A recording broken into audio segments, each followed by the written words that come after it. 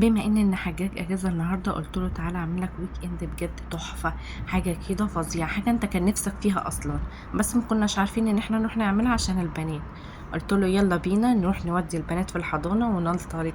قال لي هتوديني فين؟ قلت له مفاجاه، عامله لك حته دي مفاجاه وبجد يعني مش هتتخيلها.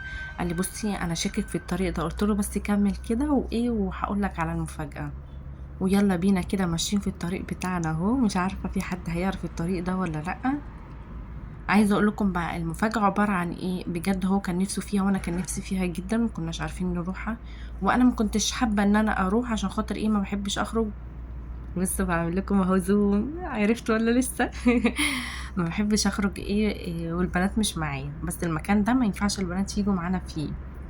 وكده احنا في الطريق بتاعنا اهو. عايزه اقول لكم انا جبتها له بربع التذكرة. يعني عايزة اقول لكم هو ما كانش متخيل اولا المفاجأة، ثانيا السعر اللي هو دفعه. كنت جايبه له بجد ربع التذكرة، وكانت كمان في اي بي. هي ايه اللي في اي بي؟ تعالوا وانا اقول لكم بجد حاجة كانت تحفة. احنا كده اهو خلاص هنلف بقى عشان نخش. إيه اللي عايز كمان اسم الموقع اللي كان عامل التخفيضات ده يقول لي وانا هكتبها له في الكومنتات. بجد تخفيض يعني محدش هيتخيله، ربع بجد التذكرة. احنا كده اهو بنلف، يلا بينا بقى نخش. هتعرف كده احنا رحنا فين ولا لسه؟ بقول له يلا بقى ادخل بسرعة. احنا خلاص اهو كده داخلين. عايزه اقول لكم بجد يعني هو ما كانش متخيل ان انا هوديه المكان دوت، وانا ما كنتش متخيله ان انا هبقى مبسوطه على انبساطه بصراحه. يلا بينا كده داخلين اهو من البوابه، بنسأل الفيلم اصلا موجود ولا لا. موجود اهو 13. كده بينا اهو دخلنا. عايزه اقول لكم لقينا الفيلم الحمد لله، ولقيناه كمان 3D، يعني حاجه كده بقى فظيعه وهم.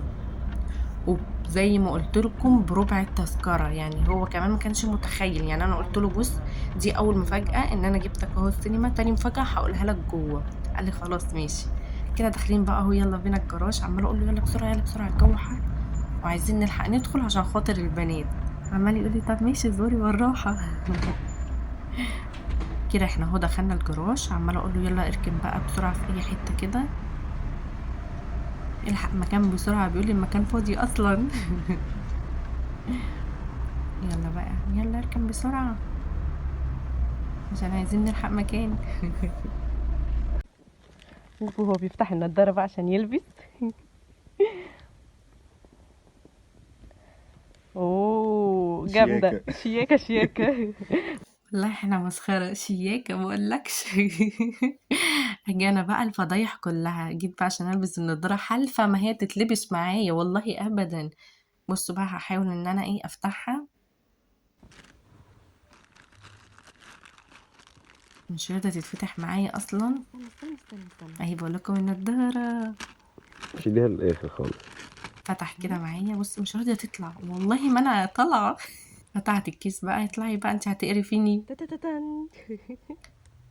ويلا بينا نلبسها، غمضوا عينيكوا يا خراشي.